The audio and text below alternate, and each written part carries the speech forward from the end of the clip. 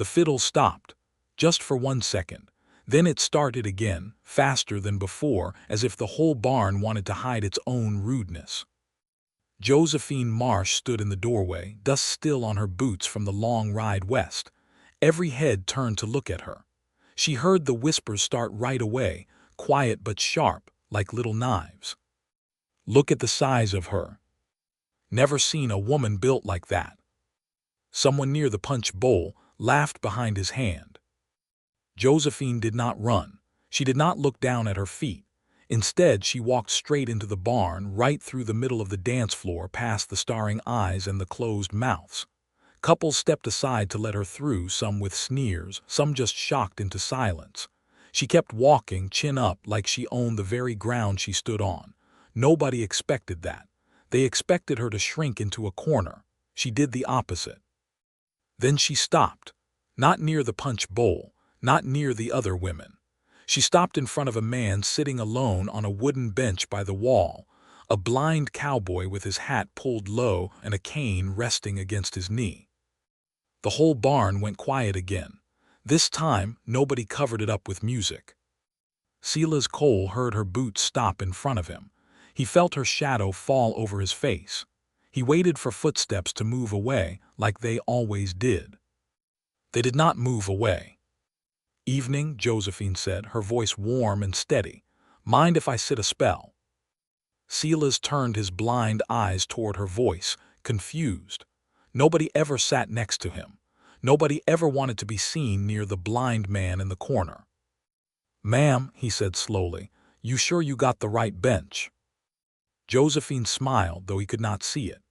"I'm sure," she said, and sat right down beside him, close enough that their shoulders almost touched, while the whole barn stared and whispered and wondered what on earth she was doing. Josephine sat beside Silas for a long moment, saying nothing. She watched his boot tap the floor in time with the fiddle, a small movement he made without thinking. His hand stayed folded tight in his lap, like he was holding something in. "You like this song?" she asked. Silas turned his face toward her voice. "I like all the songs," he said. "Can't dance to none of them, though." "Why not?" He gave a small, tired laugh, the kind a man gives when he has answered the same question too many times. "Ma'am, I'm blind. A man can't dance what he can't see." Josephine leaned in closer. "Seems to me dancing is something you feel, not something you see." Silas said nothing. Nobody had ever put it that way before. Then Josephine stood up. She held out her hand, right there in front of the whole barn. "Silas Cole," she said, loud enough for nearby folks to hear, "would you dance with me?" The fiddler's bow froze midair. The music stopped dead. Every face in that barn turned toward the two of them, and the silence stretched long and heavy, like the whole room was holding its breath at once. Then the whispers came, fast and cruel. "Did she just ask the blind man to dance? Bless her heart, she don't know any better." A young rancher named Tom Hale let out a loud laugh from near the wall. "A blind cowboy and a fat woman dancing. Now that's a sight I gotta see." Other men chuckled along with him. A few women covered their mouths, pretending not to smile. Josephine's cheeks burned hot. She felt every eye on her, every judgment landing like a slap. But she kept her hand held out, steady and still, not pulling it back. Silas sat frozen on the bench, his sightless eyes wide with shock. He could hear the laughter. He could feel the cruelty in the air, thick as smoke. And he could feel her hand, waiting only inches from his own, not moving away. Silas rose to his feet. His cane fell to the floor with a small clatter, but he did not reach for it. He reached for her hand instead. Josephine led him to the middle of the floor. The crowd pulled back like water splitting around a stone, still whispering, still watching, waiting for him to trip, waiting for her to be embarrassed in front of the whole town. "Just feel the music," Josephine said softly. "Follow me, I won't let you fall." She placed his hand on her waist. She held his other hand firm in hers. The fiddler, unsure what else to do, lifted his bow and began to play again, slow and careful. Silas took one step, then another.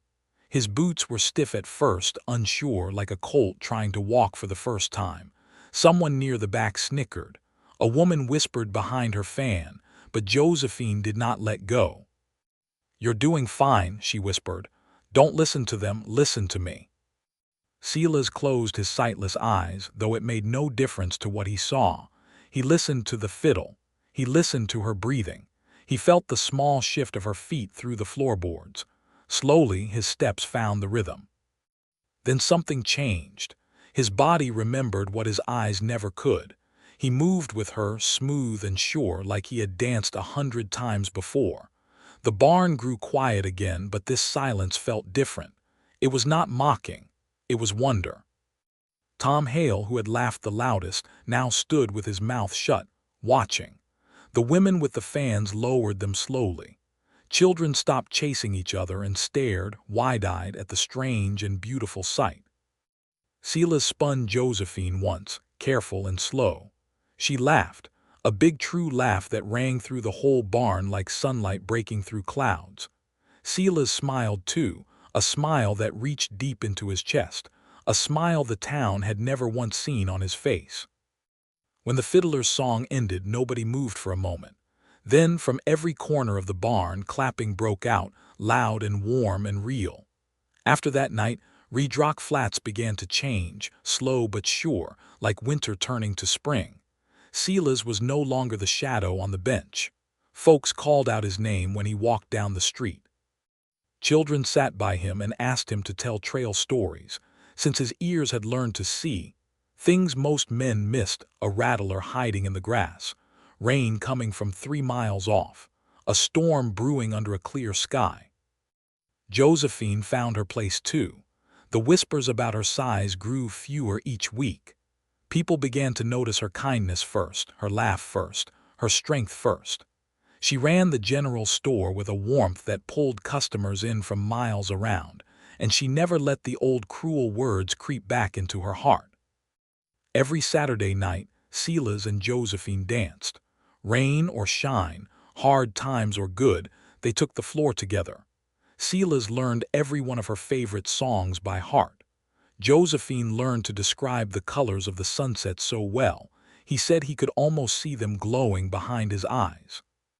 One evening, months later, the fiddler began a slow, gentle waltz. Silas took both of Josephine's hands in his own, right there in front of the whole town. "You gave me something nobody else ever did," he said, his voice shaking just a little. "You gave me a hand to hold and a reason to stand tall again." Then he lowered himself to one knee, right there on the barn floor. "Josephine Marsh," he said, "will you be my wife?" The whole barn went still for one heartbeat. Then it erupted into cheers.